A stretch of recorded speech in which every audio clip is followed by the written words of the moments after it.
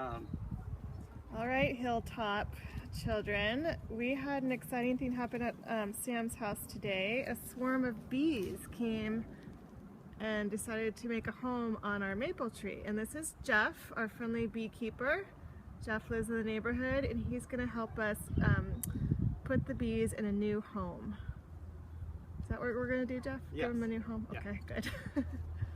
So what's that you have there? So this is a nuke, or like a mini hive. Okay. You know, I realize it's not like a nuclear device. It's just a nucleus hive is what it stands for, which is a small little hive. So that's what this is. And it's got some comb in it. It's got everything that they're looking for. These bees, the queen has left the hive that they're in. It's a reproductive process that happens in spring. So the hive is getting full, all these trees are blooming, all this nice flowers and stuff. So they're like, okay, we're running out of room. Now's a good time to try to reproduce. So the old queen lays eggs and cells that will become new queens. And yeah, it takes a few days to start raising those. And after 9 days, those eggs are ready to be capped in cells that will metamorphosize into a new queen. So at that point in time, the old queen's like, I gotta get out of here. So she flies out, and she's been laying eggs. So she's not ready to fly. She doesn't usually fly. I like to use the analogy to like Alien. You know, you get the big mother down at the bottom of the ship laying all these eggs all day long, and she's this big clunky thing that can't really move around real nimbly. So she's kind of like that, where she's not really ready to fly right away. So first step is to just get out. So that's what this is. She's gotten out of the hive, and whoever's going, who's aligned themselves with her, followed her here, and then everyone else stayed to take care of the new queens that are coming. That new queen that comes out, the first job will be to kill her competition, because the queen lays multiple. So they have an insurance plan. If one of them, you know, gets sick or doesn't do well, doesn't emerge, there's usually 3 or 4 at least coming, so that first queen out has to kill all of her sisters before they emerge and kill her. Or if they emerge at the same time, they'll battle, and there will only be one. But yeah, so that's what's happening. So this is the swarm. She got out and she landed here, and everyone grouped up around her. And now the oldest bees, which is not the queen, the oldest bees that are foragers, that are out doing all the pollination work, they're out looking for a soffit or a dead tree with a big cavity in it to make a new house in. So that's why when they get into the box, they'll be very happy, because this is exactly what they're looking for. It's about the right size. It has some comb in it, so it's been used by bees before, so it's gonna be like, you know, it's gonna be like It's gonna feel like home. an ideal pad, yeah. So the first step is to, so what I can do is, you know, usually this is like the perfect size, so I can hold the box up in here and grab part of the branch, and just a little bit of a shake, and then a lot of the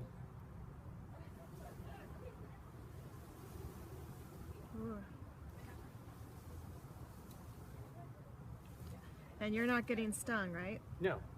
They can sting through these surgical gloves, but they don't really want to. The surgical gloves are more or less, when they get to something they might want to sting, which is flesh, when they get to the surgical gloves, they're like, wait, that's not what I want to sting. So they tend to not sting, but like my wrists are exposed. They're not going for me, you know.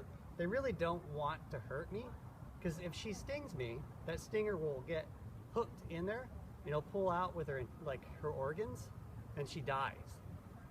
So they don't really want to die from that sense. So, and you can see, like, they're all climbing up the sides right now. Wow, you can hear them. Yeah, I'm gonna start putting stuff in place to encourage these girls to stay. And these are mostly all girls. There could be a few drones in here, which are the males, but they're probably, I'm not seeing many drones, so they're probably, if there's drones, there's maybe 5 at the most. And the number of bees here is probably around 10,000. Wow. Maybe 12. It's not like a giant swarm, They just got some weight to it, so it's probably at least 3 pounds of bees. So the ones that are staying up on the branch, are they? Yeah, there's a few that'll be up there, and I'm going to go right back to them next. How are you able to identify the drones versus the females just by eye? The drones are bigger bees, and they have bigger eyes. Okay. So the eyes are to help them spot the queens when they're out flying to mate. So here, let's do this. So that's like the exciting part, which I try not to make too exciting. And I'm going to sort of prop this up here on something. You want to bring it up higher? It's flatter. Or, okay.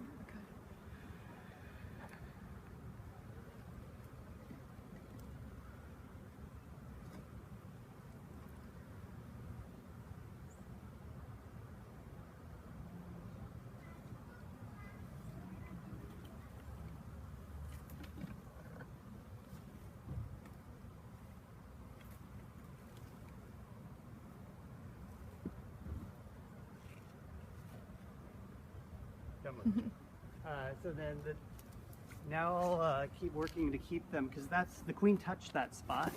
So the bees they don't all necessarily know she's down there now. So they're figuring it out, that they'll keep going back to the other spot. And she potentially could still be on the branch. So then now I'll work to get her to come down. So I'll just keep shaking them off the branch until everyone's in the box. And do you have a special name for that outfit or the head hood that you're wearing? This is just a bee suit, and bee suit. It's a suit. It's got Velcro here. It's got elastic on the ankles. I'm clearly not tightened everything up because I'm not really worried about them stinging me right now. But yeah, it's a bee suit, and then this part of the suit is the veil. Oh, it's a veil. Okay. So some beekeepers, if you're just going out for an afternoon, I could have a hat with just a veil over my face to keep them out of my hair and my eyes. So, yeah, there's, you could get like a painter's suit or something, would be similar, and just have a veil that you wear over that. So once these bees have their new home, how long will it take them before they start to produce honey? These are honeybees, yeah? So as part of moving, they all fill up their... Bees have 2 stomachs. They have a honey stomach, a place where they can store honey and nectar, and then they have their digestive stomach like we do. So when they leave, they fill up their honey stomach with honey so they're ready for the trip. Because the first thing they do when they find a hollow cavity is they have to build wax. And it takes a lot of honey to make wax. Wax is produced kind of like how we produce earwax. Wax is produced on their abdomen. They have wax-producing glands, and they make these little white wax flakes. And they just kind of work those with the mandibles and all the heat, their body heat, and they make honeycomb out of that. Very cool. So yeah, that wax is all sort of an organic product. Yeah, that's where it comes from. So, but it can, I think it takes, I hate throwing out numbers when I'm not absolutely sure, especially if kids are watching, but I think it takes 8 pounds of honey to make 1 pound of wax. So it's expensive to make wax. So they're really good at using wax in the most efficient way possible. So if you want to look at engineering and efficiency, when you look at honeycomb, how well designed it is, and we mimic that in a lot of the products that we try to make now to try to capitalize on what nature has taught them how to do over centuries. Or millennials even. So yeah, you've got honeycomb, and you've got this nice hexagon on one side, and they all butt together, and on the opposite side, they're all offset from each other. So you have these walls reinforcing walls. So yeah, just if you had 2 pieces of honeycomb and you line the honeycombs up, you just offset them slightly, you get the same effect.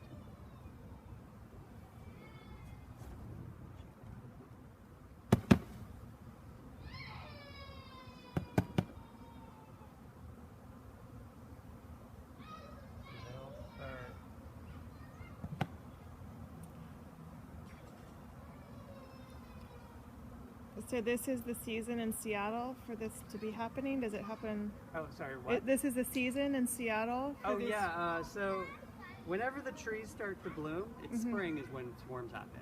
Okay. You may get some swarms that happen late in the season, like late July, maybe even August.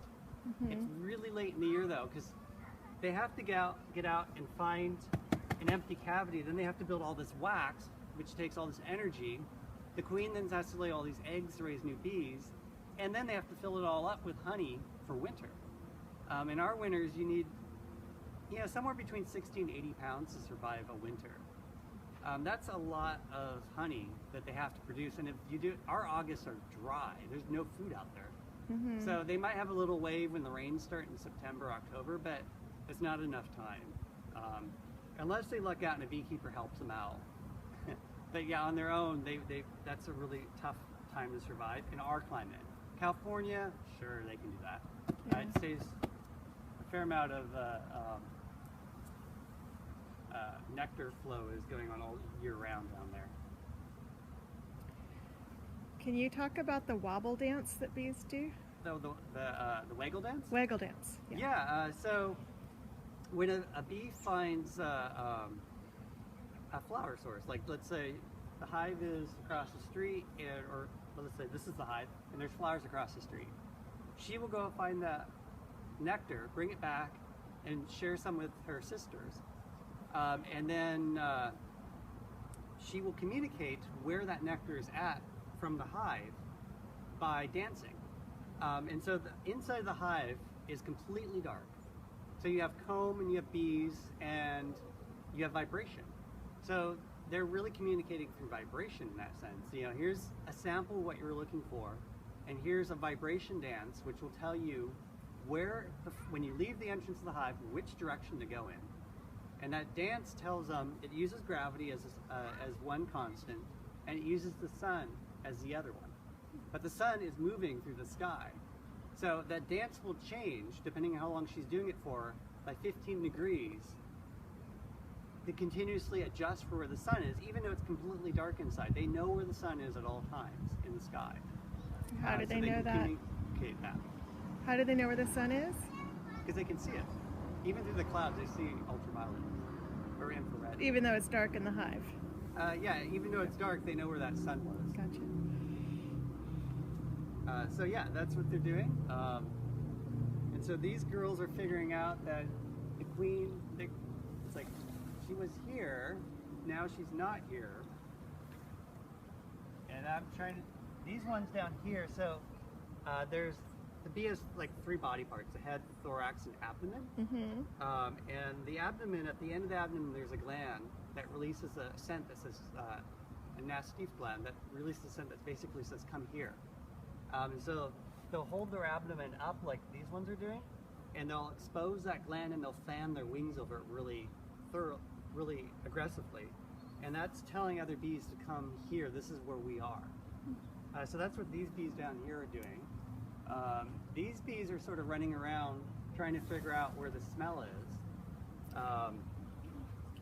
And so the more bees that get down here, as soon as they figure out where the good smell is, they'll start fanning as well. And that's the queen scent that is what's drawing them. So cool. And there's always, every so often, there's always a swarm that gets stubborn like this, where they just want to be back on that branch. But most of them are in the box. Yeah, no, it seemed like the mother load, as it were, is in the box. And I have another trick to help out with this. So is there a hole in the top of there that they're able to go through? Is it There's that? lots, this is all open, there's little access holes there, there's access holes in the front. And I have a pheromone here, which I'm going to put up by the branch, which will help draw them together.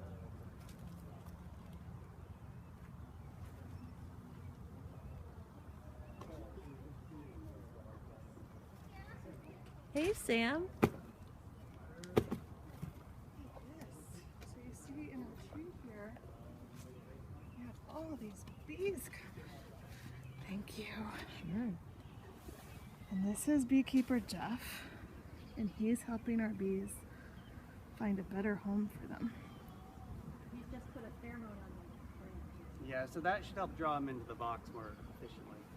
See all the bees? And you can see that's already having an effect. Yeah, they're like, ooh. It's like, wait, that smells a lot better than the branch. So it's just to lure them away from the branch.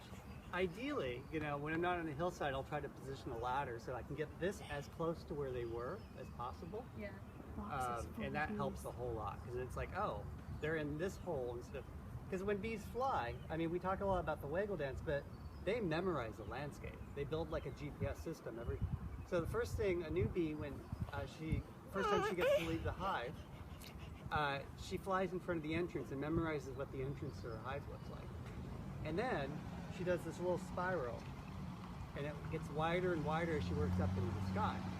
And she's mapping out everything around that hive, so she can remember exactly where that location is. So then if she flies 3 miles off in that direction to get water, food, whatever she's looking for, she can come right back to where she was. And that's how they memorize that. Okay, let's put your hat on. No! You know, they're exciting, aren't they? They are really cool. Thank you so much, and thank you for walking us through that. It's really interesting. Yeah, no, I can sadly talk about bee facts all day long. Oh, we love it.